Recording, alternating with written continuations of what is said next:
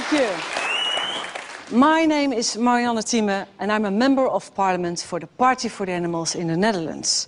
And our party is the very first in the world to champion the rights of non-humans in the national parliament. However, there are other problems in the world aside from animal welfare. So tonight I'm going to tell you some very hard truths about what we are doing to our planet. And I'm so pleased that you are ready to face up to these realities.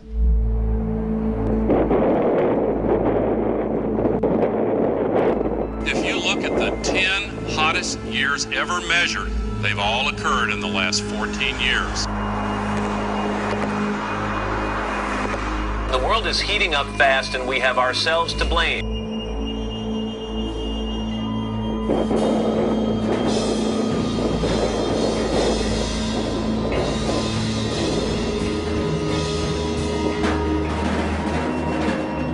Global warming is real, and we humans are almost certainly the cause. Global warming, that's the world's greatest current concern. Everyone finds themselves in its grip, from scientists to politicians to the Secretary General of the UN and even Leonardo DiCaprio. We face a convergence of crises. Industrial civilization has caused irreparable damage. By the middle of the century, there may be 150 million environmental refugees. Not only is it the 11th hour, it's 11:59. But it's that other film made by Nobel Prize winner Al Gore which has truly succeeded in putting this global problem on the map. An Inconvenient Truth was a real wake-up call to the world. This was a great achievement for Al Gore. However, he forgot something rather important. The consequences of global warming are enormous. The climate researchers from the Intergovernmental Panel on Climate Change have estimated that by the year 2100, 1 to 3 billion people will be in dire need of fresh water. Hunger will increase throughout large parts of the globe. So it should come as no surprise that global warming is currently our foremost concern. Everyone who has seen Al Gore's film knows that our Earth is in bad shape. Greenhouse gas emissions must be reduced. This is on the agenda of every world leader. The causes of global warming must be dealt with now. And so, together we must identify the greatest emitters of greenhouse gases in our society. What do you think? What are the sources of greenhouse gases? The cars we're driving and the water waste and all the trash we don't care where we're throwing it, that's what I think. Cars, buses. It's industry, it's gasoline, it's energy use. All the fumes from cars, too many vehicles maybe. Fumes in the air, all the gas and people driving in the city. Cars, factories, planes. I imagine the aviation industry hasn't helped. I mean, one airplane can fly across country and it's like 40 tons of carbon. 40 tons, that's a lot. I think in one word, I would say pollution. Coal power stations, gas power stations. People using more energy than they need to. We are wasting a lot of... An excessive use of gases. And also coal burning stations, especially in China. All the pollutants that we pump into the air day after day. Everyone says the same thing. It's the cars, the planes, the industrial plants. It's because we leave our lights on and take long showers. Always the same familiar answers. And, well, yes, of course it's true. But no one has yet won the grand prize. Because we're forgetting one extremely important factor. 18% of global greenhouse gas emissions are caused by livestock farming. That might surprise you. Farmed animals, 18%. And guess what percentage of total global emissions are caused by transport? 13%. Just think. All the cars, tractors, trucks, ships and planes in the world added together emit fewer greenhouse gases than livestock farming. Oh, really? Wow, I thought it was mostly cars. Wow. Wow. Livestock. That's crazy. So more than the cars. Are you serious? Yeah, I didn't know that. That's insane. No, I did not know that. No. That's news to me. I've never heard that. I'd never heard the livestock connection, no. Well, I knew there was some. I had no idea it was that extensive. How does it come from livestock exactly? What do you call cow farts? What do you call that? Okay. Yeah, the methane gas coming from the cows. Yeah. It's cow shit, right? Doesn't cow poop? It's the emissions, right? I thought it was just fat people in the South here in America, but no, apparently it's cattle as well. It's quite worrying. Okay. But I saw an article that say because the cow, what they fast, and then actually the fasting make the global warming. Yeah. But how can it be that farm animals place a heavier burden on the environment than the entire transport sector worldwide? Well, actually, it's rather simple.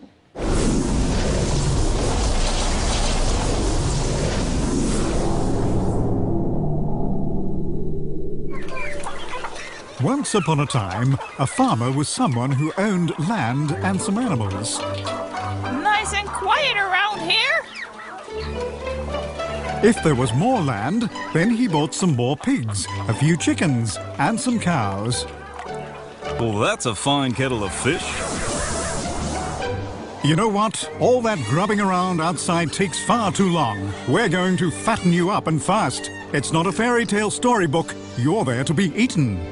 Not sure that's such a compliment, really. We'll squeeze you all together nice and efficiently, and you'll all get sick right away. You're telling me. Listen, Piggy, I'm not interested in your personal vision right now. In the Netherlands alone, you lot produce 70 billion kilos of dung. Do you know how bad that is for the environment and the climate? Sorry for living. Did you know that cows of all farm animals are the largest producers of greenhouse gases, mostly through all that belching and farting? Do you know what the problem is? You're eating us out of house and home. Who was just so pleased about fattening us up?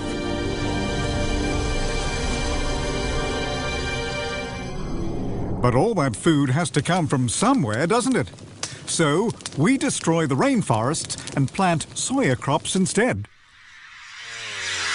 But the rainforests are really important for the absorption of carbon dioxide.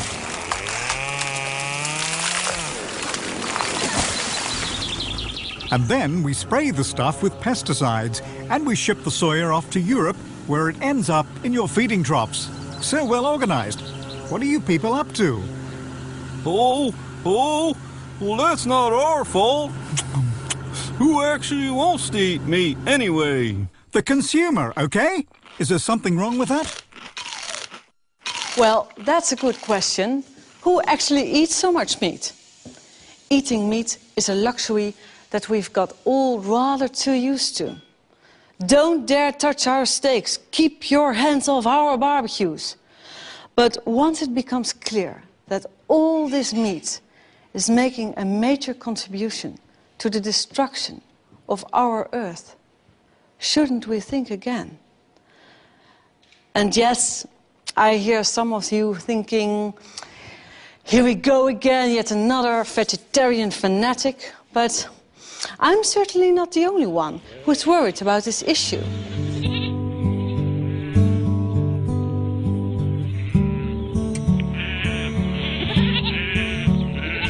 I'm farm manager. We farm 1,000 hectares of land in mid-Wales. We have around 800 head of cattle, including 550 dairy cows. We have 3,000 head of sheep, and we grow some arable crops. We can't deny as farmers, as agriculturists, that methane produced by cows contributes to global warming.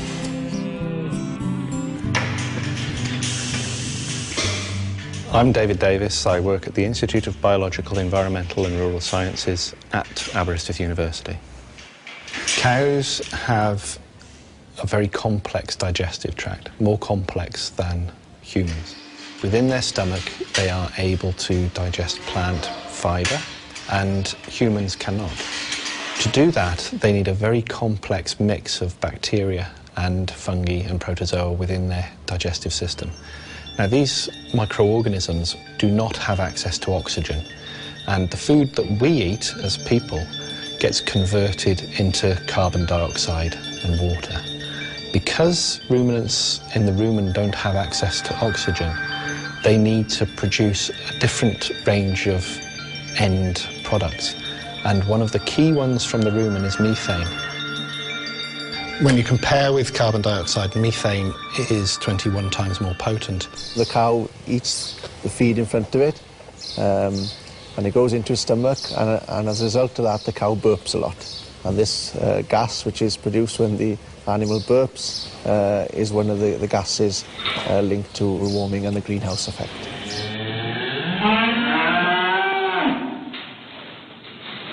Every cow and every ruminant regurgitates its food into the mouth to chew, and this enables the microorganisms in the stomach to actually get better access to that feed. And whilst they're regurgitating it, they're actually releasing methane. So every time the cud, as it's called, comes into the mouth, a small amount of gas will also be released, and this will contain a large proportion of methane. No, we don't notice anything about it because it's just a natural process which occurs in all ruminants.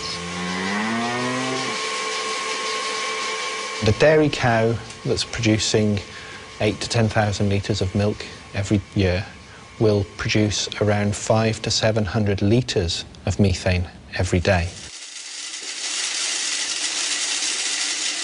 So your average cow will produce around 700 litres of methane per day. This is equivalent to the amount of greenhouse gas CO2 emissions produced by a big 4x4 vehicle travelling around 35 miles per day. The rumen population within the world is probably growing, and it has to grow in line with the growth in population in order to feed that population. I think it should concern everybody. In 2006, the Food and Agriculture Organization of the UN, the FAO, published an important report which first brought the link between livestock farming and climate change to light. I'm now going to speak to Dr. Henning Steinfeld, the chief author of this report. Dr. Steinfeld, you have calculated that livestock farming is responsible for 18% of greenhouse gas emissions. That's quite a lot. In fact, 18% is quite a lot. It has to do with the fact that in this assessment we took into account all the changes in land use that are related to livestock, the production of animals in terms of methane, the manure management in terms of also methane and nitrous oxides, and the various steps of the feed production, livestock production, processing, transport, and so on that have to do with livestock and feed commodities. And this is how you get to 18%. Okay. How did you respond yourself when you were confronted with these figures? I knew it was high. I knew also the impact on water and biodiversity was going to be very significant. I didn't expect it to be quite as high, but this is the figure we came up with. And what do you think? What was the most shocking, amazing conclusion from your report? Well, I think one of the issues is that this huge environmental impact that livestock have is not well understood by the public. It is not even well understood by the farmers themselves. So there is actually a strong case for regulating the livestock sector much more than is currently the case. Thank you. Everyone is talking about global warming and trying to find out why it is happening. But how can it be that livestock farming is hardly ever mentioned as one of its causes? Certainly when more and more scientists have made the link between livestock farming and climate change.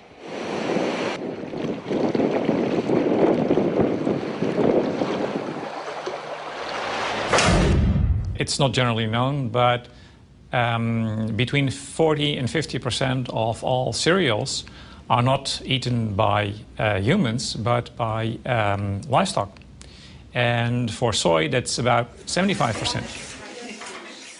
If you consider that it takes about 7 kilograms of grain, that's corn and soybeans to just make 1 kilogram of beef, we're talking about hundreds and hundreds of hectares of soy being planted in former rainforest to provide meat. That's not a very efficient way of producing protein food.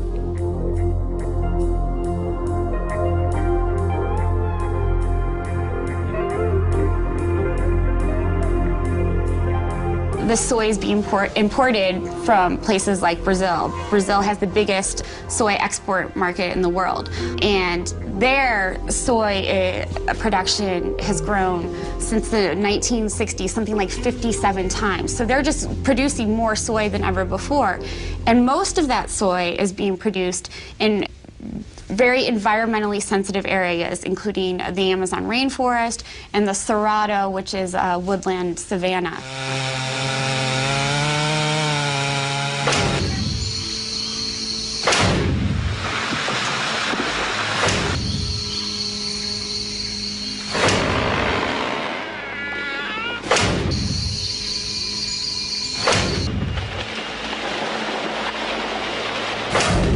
What can I say? It's a disaster. The main drawback is losing biodiversity, but indirectly it's also influencing climate change. It's speeding up the climate change that's already occurring. Carbon sinks are places in the world like the rainforest or the Cerrado or some agricultural lands that soak up and sequester carbon.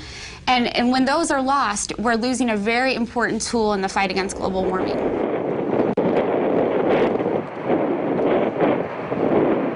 Today, there's nothing more important than trying to contain the problem of global warming. And to do that, we cannot afford not to pay attention to agriculture. If we want to just achieve a fairly conservative objective in this sector, which is to stop this sector adding more by the middle of the century, then we have to take quite radical steps, because the natural dynamic is that as populations get richer, they almost universally consume more animal products. In the global context at the moment, this argument really, in a way, focuses on China, because China is the biggest increaser in meat consumption. It's doubling every 10 years. The population of pigs and chickens in China is doubling every 10 years. These are monogastric animals. They don't create a greenhouse gas problem in terms of methane release, but they do create environmental problems because they have to be fed. And the feedstuffs have to come from global sources, and they come from soybean production in Brazil, which comes from deforestation and so on. If the rich countries keep on consuming at their high level, and countries like China come up to our high level, then the situation will be much worse, and that will make it very much more difficult to achieve global warming targets overall. So it's rather strange that most governments only focus on quick fixes, like taxes on gas guzzlers. Certainly when you realize that research shows that in a year, a cow in the Netherlands will produce just as many greenhouse gas emissions as a car that drives 70,000 kilometers. 70,000 kilometers. This means driving around the globe more than 1.5 times. In a medium-sized car, I should add. The image we get to see of global warming is always so one-sided. We only get to see factory chimneys and traffic jams. Where are the public information campaigns about the relationship between carbon emissions and eating meat? I certainly haven't seen them yet in the Netherlands, despite the fact that we slaughter 500 million animals here each year. Animals, however, discover exactly what factory farming is very early on in their lives. Piglets, for example, are castrated without anesthetic. Their tails are docked, they are forced to live in dark concrete stalls and usually only see daylight when they are taken to slaughter. It's not much different for other factory-farmed animals. Take laying hens, for example. They are crammed into battery cages and their beaks are trimmed to stop them from pecking one another. Since 2006, I have represented the Party for the Animals in the Dutch Parliament, and I strive to put an end to these kind of practices. But my work doesn't just stop at animal welfare. It's only recently that the Dutch Environmental Agency has sounded the alarm at the speed at which we are exhausting the earth and its resources. The Netherlands uses 4 times its own surface area to produce what we consume. Think of it like a buffet.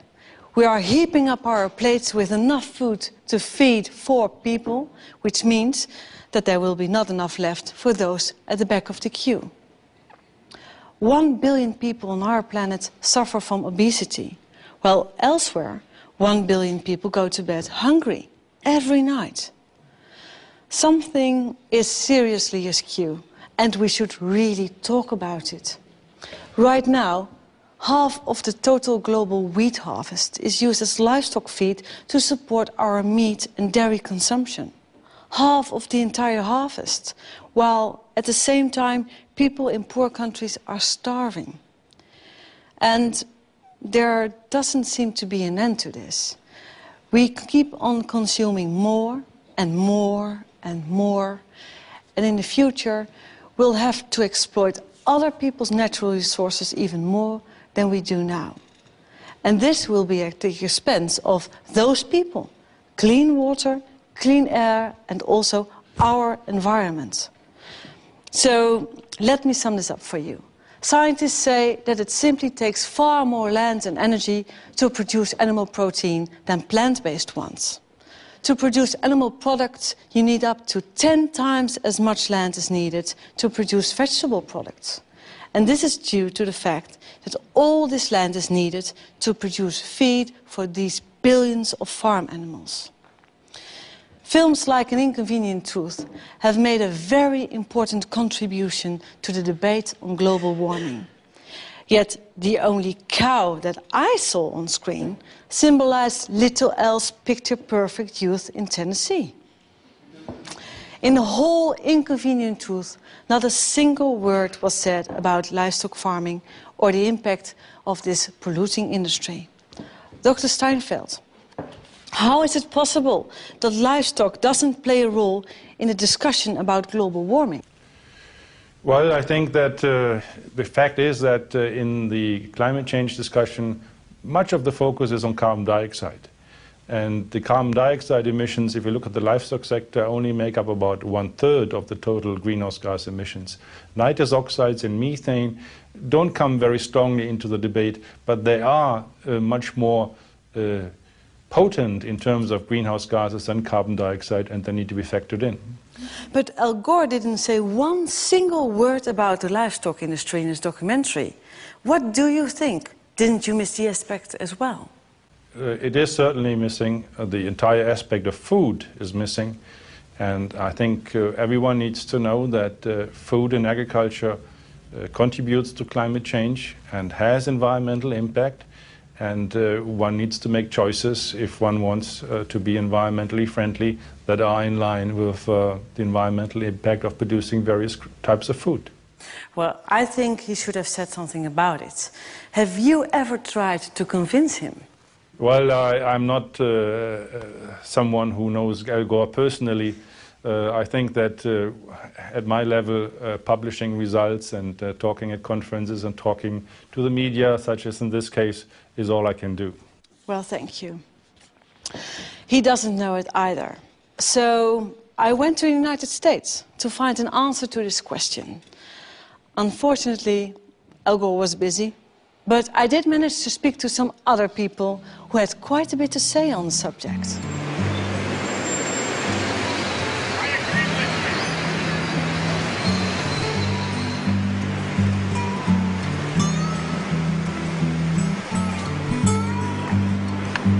Great. Hello. Hi. Some information? Thank you. Have a nice day. Hi. Hello. Hi. Hi. Hi. Nice to meet you finally. Yes. Yeah, you do such great work. Thank you. Thank you. Yeah. Having a good time. Yeah. What are you doing here? Well, we're out here trying to show people that if they're eating meat, They're engaging in the #1 most environmentally destructive behavior they could engage in, and showing people that rather than cars and trucks and SUVs, even rather than planes, meat is the #1 cause of global warming. Do people believe that when you tell them? People are shocked to find out. We hear so much about cars and trains and planes and energy, and people don't realize that it's actually the meat on their plate that's causing global warming rather than the car that they're driving even. Get you some information here? Thank you. Thank you. How's it going? There you go. Check that out when you get a chance. Thank you. Check that out. Thank you. We use this catchy phrase, climate change. It's really just a way to grab attention and get people to look in our direction long enough for us to give them a leaflet and explain the issue there. And get them to go home wondering, how is it that meat causes global warming, rather than wondering what's on television tonight or what am I going to have for dinner tonight. Hey there. One of these. Thank you. Saying that power plants are the #1 cause of global warming is like saying that humans are the #1 cause of global warming. Power plants don't emit energy, don't create energy for the purpose of just creating energy for the sake of it. They create it for industries. And one of the industries that uses the most energy is factory farming. Half an hour, Mr. Prescott. All right. In the U.S., the meat industry uses about 1/3 of all the fossil fuels that we generate.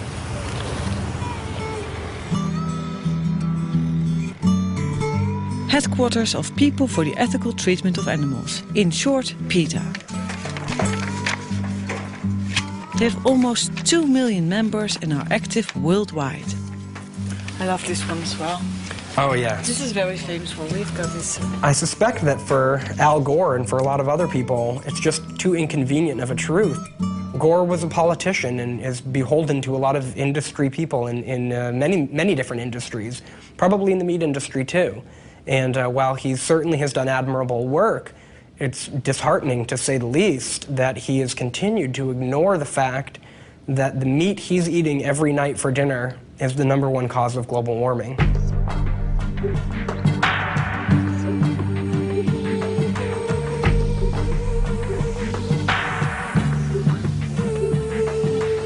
I'm Alicia Silverstone, and I'm a vegetarian. There's nothing in the world that's changed me as much as this. I feel so much better and have so much more energy. It's so amazing.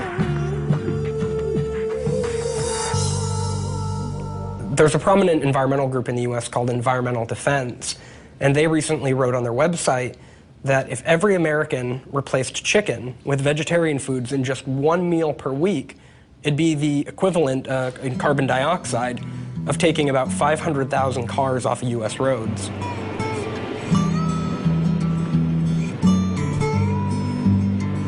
Here in the United States, big is beautiful.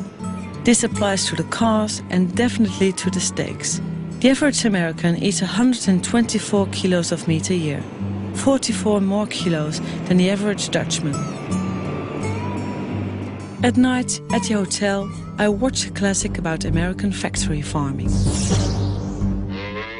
Here you go, Leo. Psst. Leo. Who are you? And how did you know my name? I am Mufius, and I know a lot about you.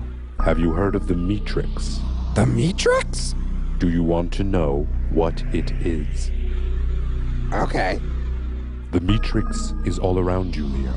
It is the story we tell ourselves about where meat and animal products come from. This family farm is a fantasy. Take the blue pill and stay here in the fantasy. Take the red pill and I'll show you the truth.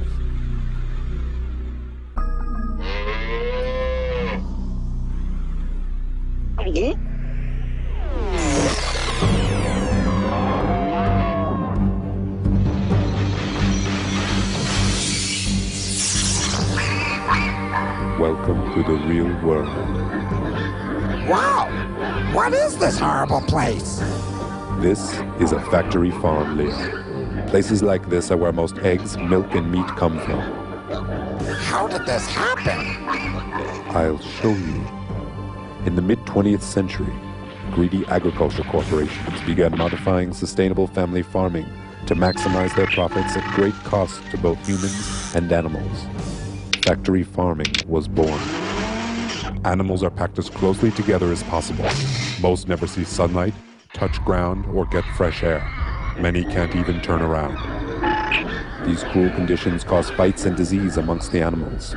To fix this, the corporate machine began systematic mutilations, practices such as debeaking chickens. And they started adding a constant dosage of antibiotics to their feed just to keep these poor wretches alive.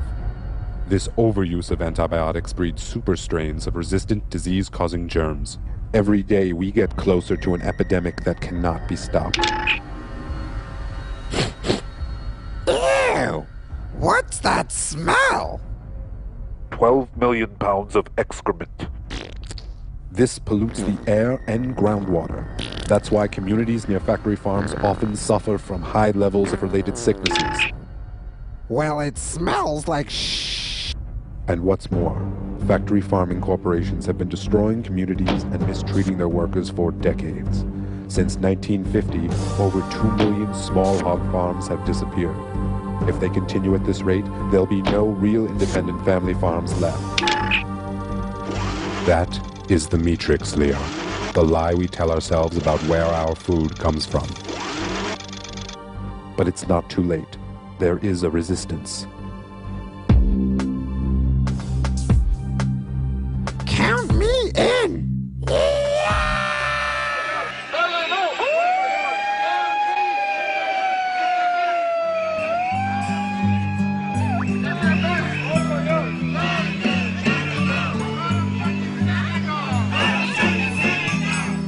Washington, city of politicians, policymakers, lobbyists and activists. Think of the seals when you buy your meals! Boycott Canada! Today, a demonstration against the seal hunt is held at the Canadian Embassy. Think of the seals when you buy your meals! Boycott Canada! This demonstration was organized by the Humane Society of the United States, America's largest animal welfare organization with 10 million members. 30 minutes later, I have an appointment on Capitol Hill with Wayne Purcell, the president of the Humane Society. Hi. Hello there. Hi. Welcome to the United States. Welcome to Washington, our nation's capital. Thank you. And we're so proud of what you've accomplished in Holland with your election.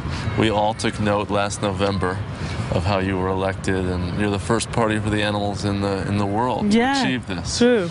So thank you. And we look forward to learning about what you've done. Oh, okay. So nice to meet you finally. You're the biggest organization on animal welfare. Yes, we are. We have 10 million supporters here in the United States in terms of paying supporters. Yeah. And then, of course, we have millions more who believe in what we're doing, and we're here to organize that sentiment to achieve political reforms for animals, among doing other things. We try to pressure corporations to do the right thing, and we educate the public, and we do hands-on care of animals as well. But the political work here in Congress is very important. Hi. Oh, good. You guys quit. 1, 2. Factory farming is the biggest abuse of all, because in the United States alone, there are 10 billion animals raised for food. It's an extraordinary number, and the average American eats 80 or 85 animals per year. And we want to see that number reduced, and we want to see the animals out of these terrible confinement systems. Why do you think Al Gore didn't mention factory farming? You know, I think that he probably thought that he was giving a lot of information already to people with an inconvenient truth, and maybe he thought people would shut down if it affected them too personally. Because it gets very personal when you're talking about eating animals and you're talking about something that is part of the American diet. He thought, oh, well, this is going too far. But the public is slowly waking up. I do not believe that we can have a good situation for animals or the environment if we continue to eat as much meat as we are eating. But even if you reduce your total consumption by half, and instead of eating 80 animals, eat 40, you cut in half the greenhouse gas emissions. So we do think that our fork is a powerful tool. So they're clear about this in the United States. The power lies with the consumer. As consumers, we can make a difference by changing our diets. Matt Prescott says that meat is the #1 cause of global warming, and he gives a good example of this. If every American ate no chicken for just 1 day a week, then this would reduce just as much pollution as taking 500,000 cars off the road.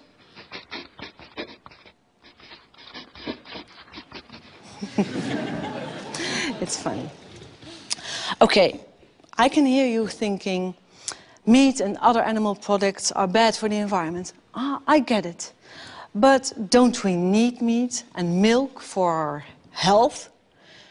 Where else do we get the calcium for our bones, the iron for our blood, and the vitamins and minerals we need to keep us healthy?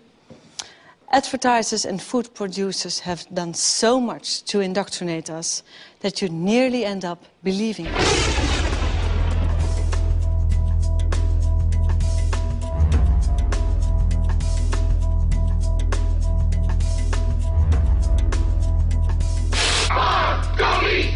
Pints of lamb are only $1.99 a kilo.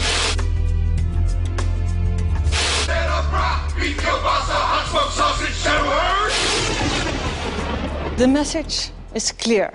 Milk is essential, meat is good for you, cheese is healthy for us all. But who benefits most from meat and dairy products? The consumer or the producer? Do we really need all that animal protein? Generally speaking, there's not a real problem for health if we have much lower meat consumption, and there are potential benefits. I mean, after all, colon cancer is one of the commonest cancers in high-income countries, and the risk of colon cancer is higher with high meat consumption.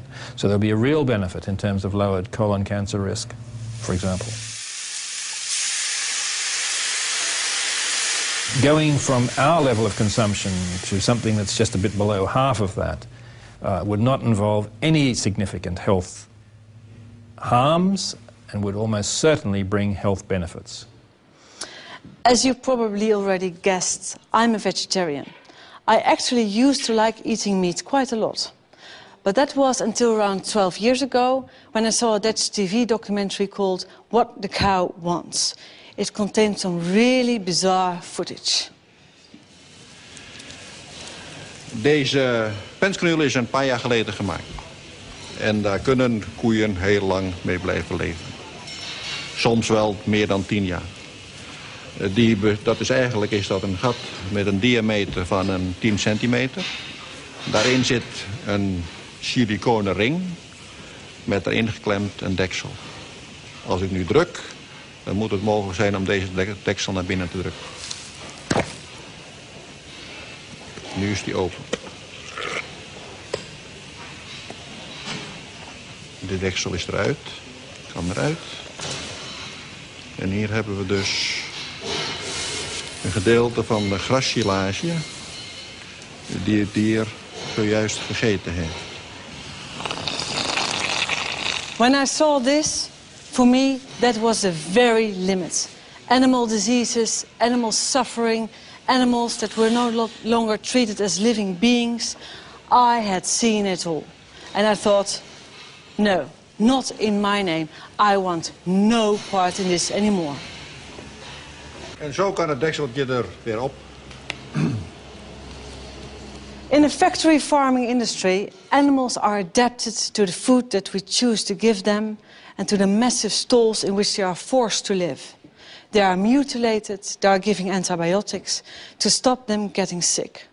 Pigs are now sometimes even given anti-stress pills to help them cope with their unnatural living conditions.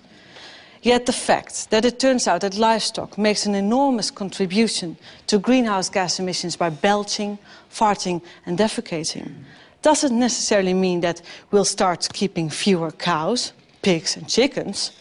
No, the industry will simply dream up something new. Would you believe it? They now even make fist-sized pills to stop cows from farting so much. But you know, consumer resistance against factory farming is steadily growing due to increasing awareness of animal suffering that it entails. And sometimes you come across people from an entire different background who surprise you. It was in America that I met a man who is known as the Mad Cowboy. He was a factory farmer who got out of the livestock industry and went vegetarian around the time of the mad cow disease crisis in Europe.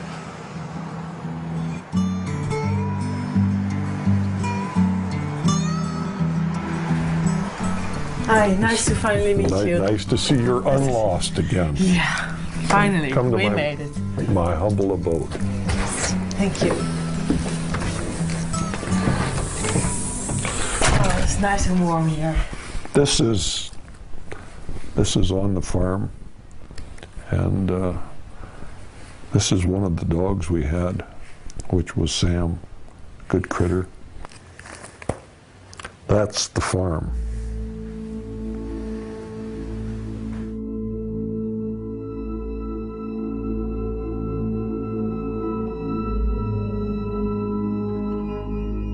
I'm a fourth-generation farmer, rancher, feedlot operator from Montana. At one time, I had 7,000 head of cattle, 12,000 acres of crop, and 30 employees. I spent 45 years of my life in production agriculture. Not something I learned from a book. I learned it by doing it. I was a factory farmer, the worst of all. Not a family farmer, but a factory farmer. Never met a chemical I didn't like. We'd actually grind up animals and feed them back to our animals. Had all of the bad habits. What are you doing here? Branding. Oh. See there? I've branded hundreds of thousands of animals. It's still allowed? It's still allowed in America? Absolutely. 1979, I ended up paralyzed from the waist down. Doctor told me I had a tumor on my spinal cord. He said if that tumor's on the inside of the cord, you have less than 1 chance in a million you will ever walk again.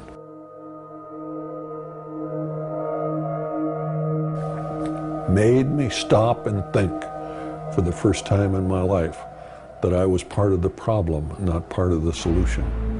I saw the birds die, I saw the trees die, I saw the soil changed. And it was not until I was paralyzed that I was willing to admit that I was the problem. I ended up with a 1 in a million operation. I've walked out of the hospital with a 1 in a million operation, but I walked out a much different individual than I walked in. I knew that what we were doing was wrong, was absolutely, totally non-sustainable. Here's a scone that my wife made. Try that.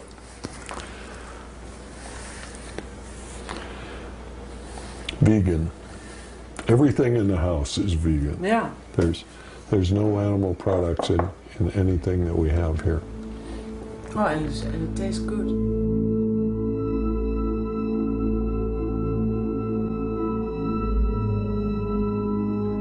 Everybody thought the same way. It was mass hysteria. Everybody was doing it. It must be okay. You started from the time you were a child. And can you imagine what it was like when I first asked myself the question, should we be eating animals?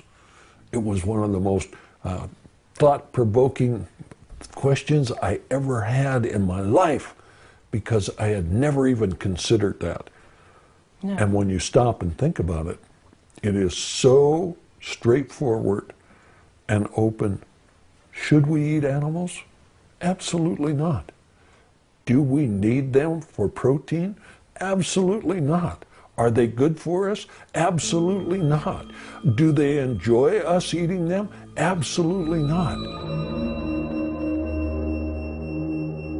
My hometown newspaper put my picture in the front page, and it said, Montana's most famous vegetarian. I picked up the phone and I called him up and I said, why don't you tell it the way it is? Montana's only vegetarian. And they said, no, we have one of you kind of guys here at the paper, so we know there are two. But people People don't want to believe that somebody that from the inside of the industry, you know, that when you look at it, the one thing when I debate the issue with somebody from the industry, their common defense is, oh, well, you don't understand. I spent 45 years of my life there. There's nothing that they have done that I haven't done more of it. I've milked more cows, I've slopped more pigs, I've fed more animals, and when they tell me I don't understand, I understand. And what I understand is what we're doing is wrong, it's non-sustainable, it's not good for us, it's not good for the animals, it's not good for the planet. The sooner we stop what we are doing, the better we'll all be.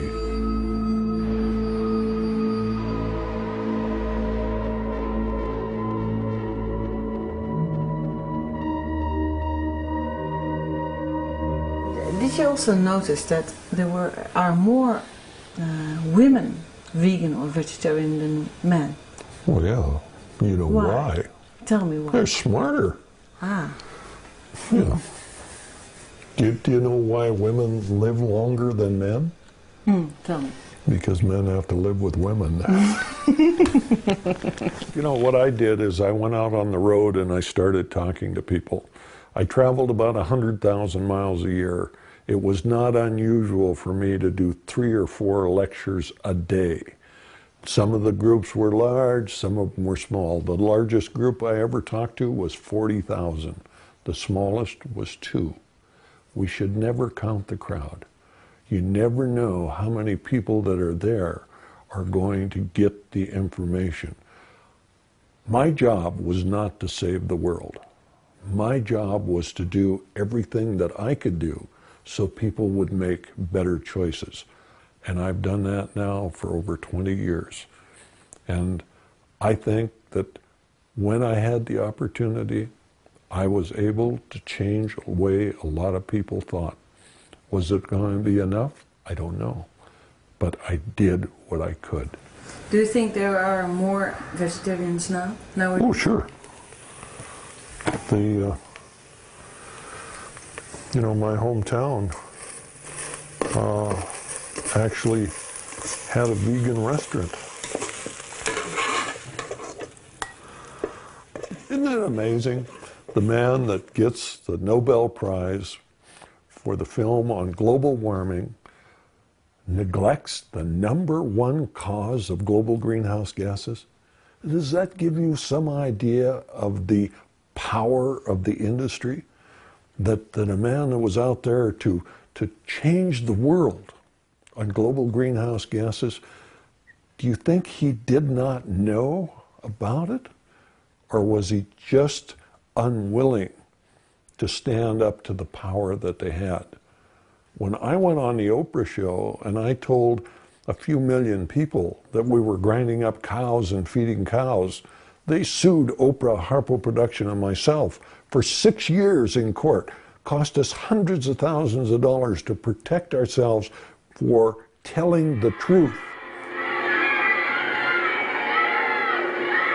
My reaction is that free speech not only lives, it rots. Maybe Al Gore was worried about the power of the industry, or maybe he was self-serving because he actually raises cattle himself. And if you look at Al, since he left office, there's no doubt in my mind that he's eating well too many of them.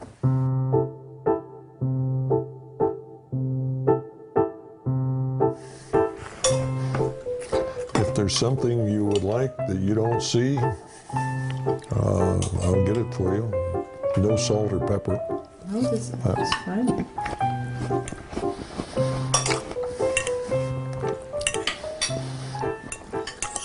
What was your favorite meat product when you were? Hamburger. Hamburger? You ate a lot of hamburgers? Yep. The best meal in the world was pork and beans, potato salad, and hamburger. I could eat that 3 times a day, every day.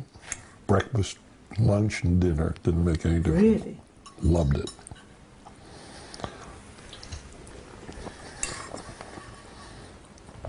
turned out okay.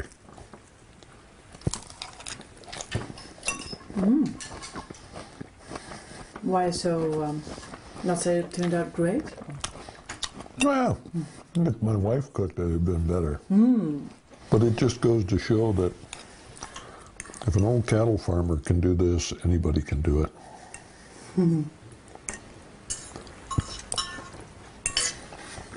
It's just a matter of time. It doesn't mean that we should slack off on what we're doing. But if we do everything we have the capability of doing, we will win. There's no doubt in my mind.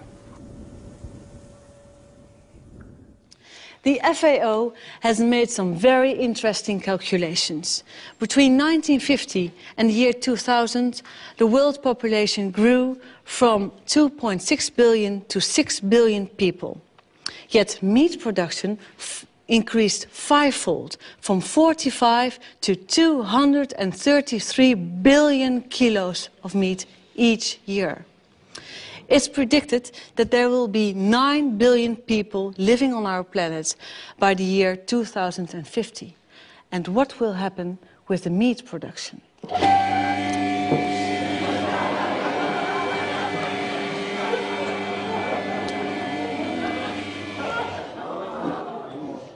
The meat production will double to 450 billion kilos of meat by the year 2050.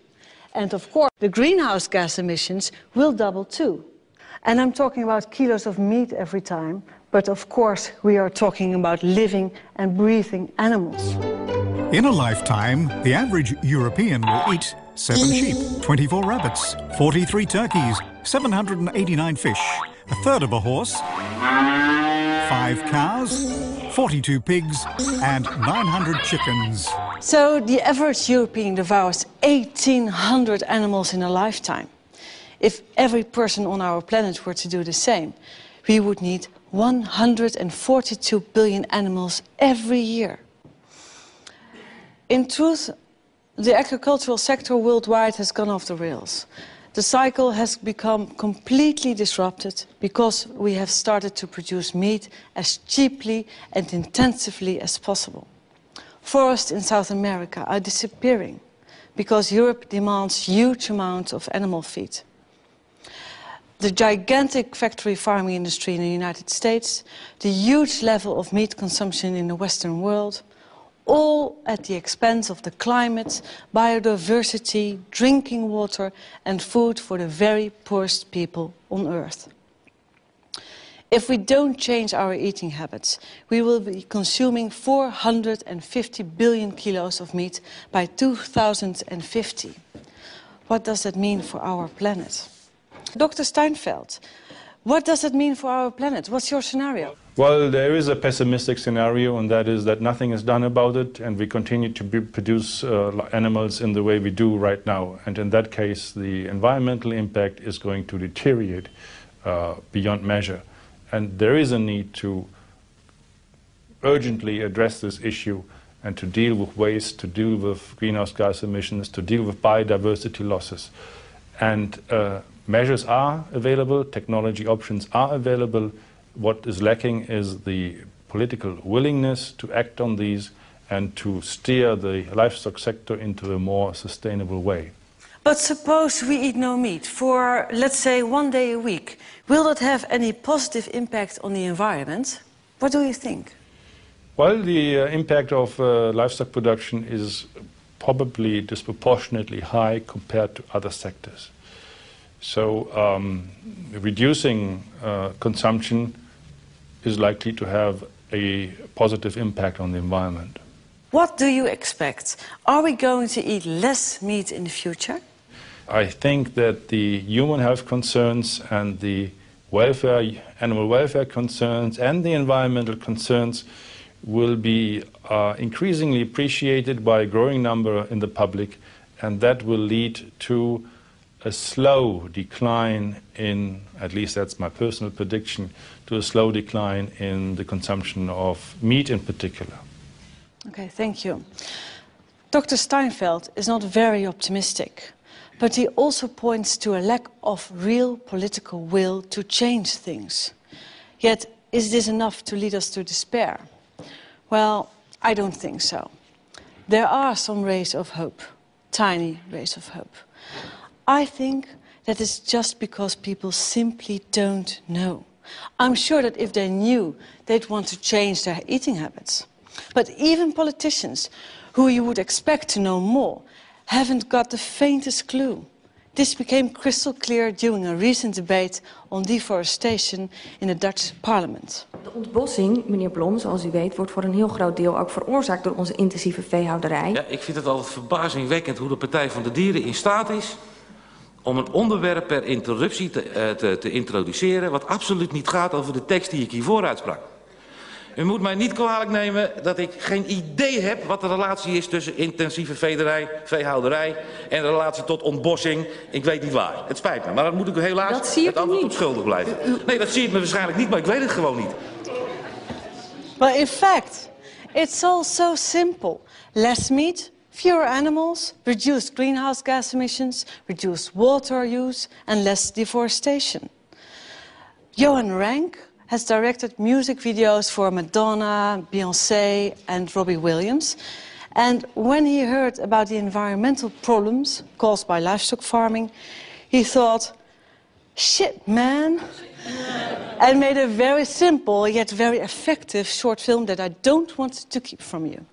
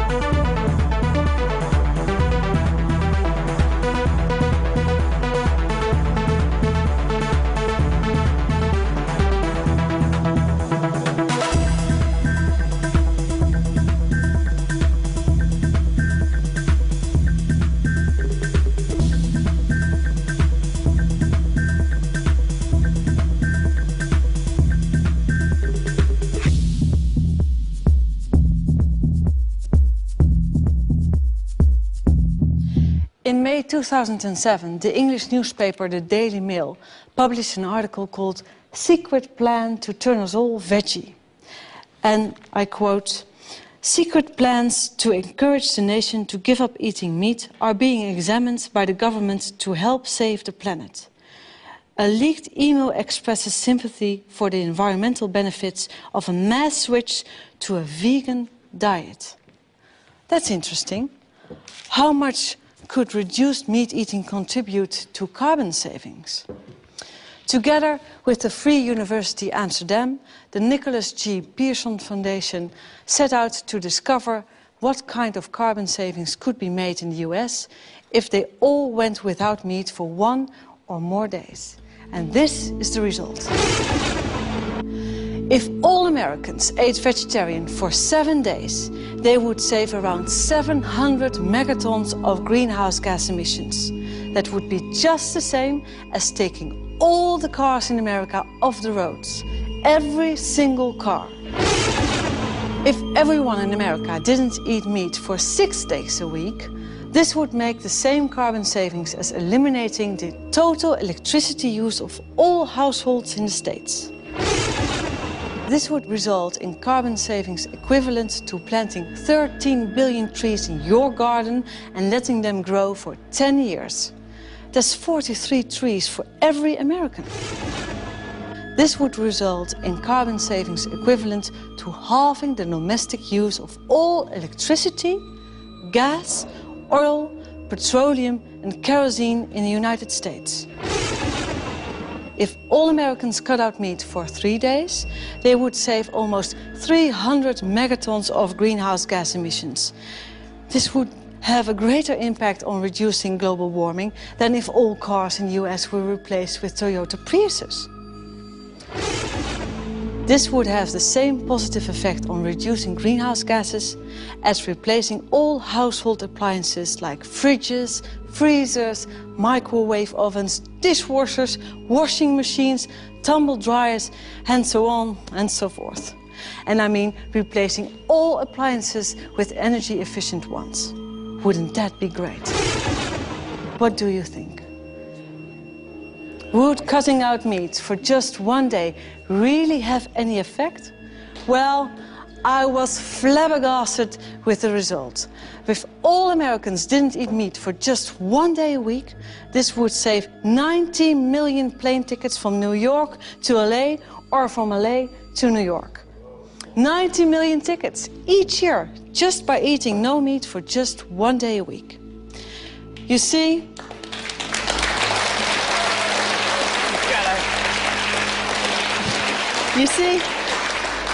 a small step for a man is a giant leap for humanity and all living creatures.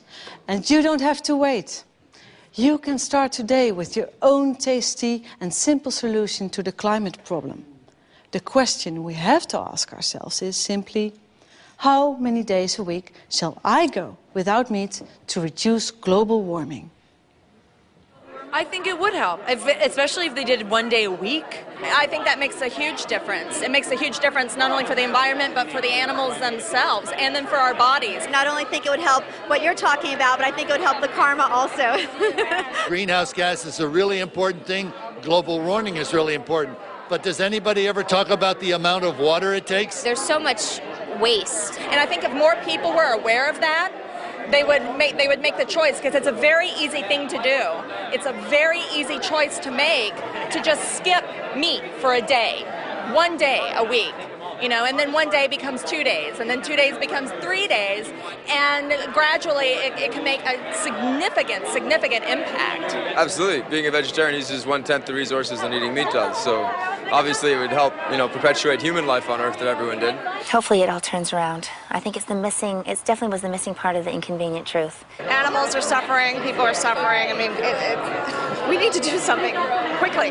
You know, you can't be a meat eater and call yourself an environmentalist. You can get a lot of protein from peanuts. I was raised in Canada, meat and potatoes. I never was a big meat eater my whole life, but you're raised that way, and it's really hard to switch gears. So I think when people just do the best they can. Should all eat less animals, or maybe just none. I think that would make a tremendous difference. You don't have to go 100% vegetarian, but we don't have to just have this mass gorging of meat that happens especially in the United States of America. Yes, I don't expect everyone on the planet to give up all meat. I think that's unrealistic, but I do think we could get people to understand that meat shouldn't be something they have for their own health on as regular a basis as they do have it. People don't think twice when they eat meat. People don't think twice the way their meat is manufactured. People don't think twice about those factory farming practices because it's not as close to them.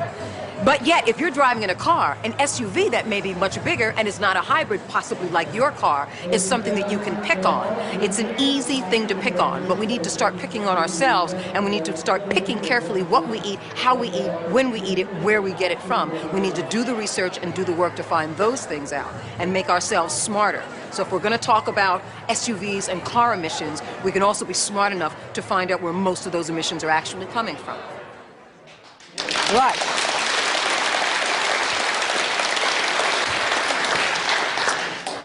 Actually, the solution to our climate problem is child's play.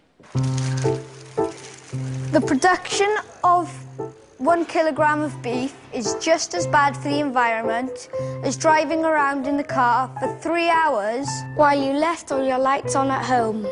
If all people in the world started eating as much meat as we do, then we'd need nearly 3 planets to be able to feed them all.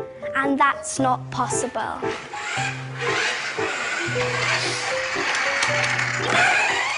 If we all didn't eat meat for 3 days a week, this would lead to the same carbon savings of halving the electricity use in all households in the United States. A vegetarian in a Hummer produces fewer carbon emissions than a meat eater in a Toyota Prius. But a vegetarian on a bike is much better.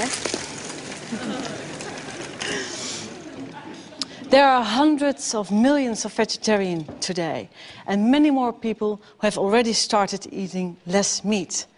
Personally, I like to call them meat leavers. No, you didn't hear me wrong. I didn't say meat cleavers, but meat leavers. And if you've heard all this and are still not convinced, if climate change doesn't really matter to you, then why not just reduce your meat consumption for the sake of the animals? Because they cannot stand up for themselves and are the direct victims of our excesses. Thank you.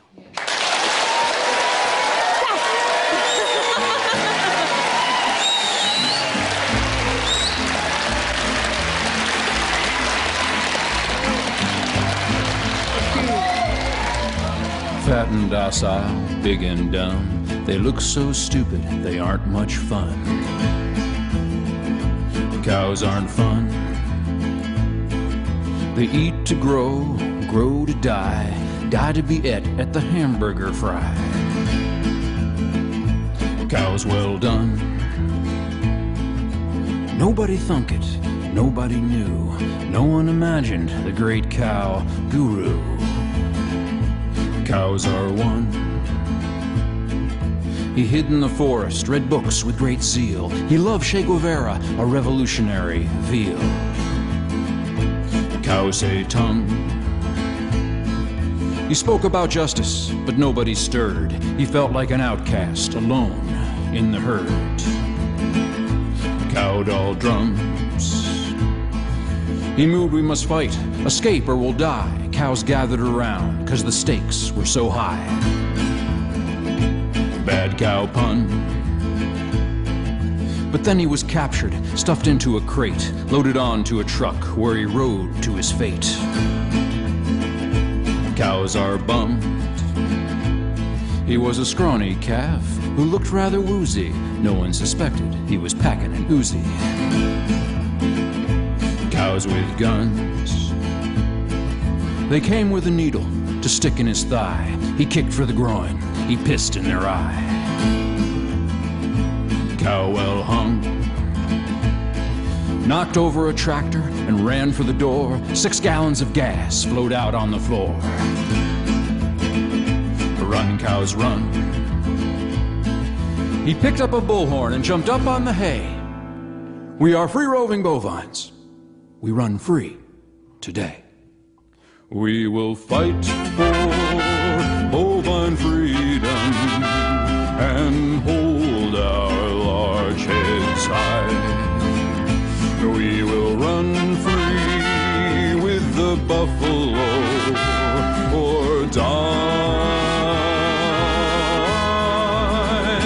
Cows with guns. They crashed the gate in a great stampede, tipped over milk truck, torched all the feed. Cows have fun. 60 police cars were piled in a heap, covered in cow pies, covered up deep. Much cow dung. Black smoke rising, darkening the day. 12 burning McDonald's. Have it your way. We will fight for bovine freedom and hold our large heads high. We will run free with the buffalo or die. cows with guns. The president said, enough is enough, these uppity cattle, it's time to get tough. Cow dung flung. The newspapers gloated, folks sighed with relief. Tomorrow at noon they would all be ground beef. Cows on buns. The cows were surrounded, they waited and prayed. They mooed their last moos, they chewed their last hay. Cows outgunned. The order was given to turn cows to whoppers, enforced by the might of 10,000 coppers. But on the horizon, surrounding the shoppers, came the deafening roar of chickens in choppers. We will fight for bovine freedom.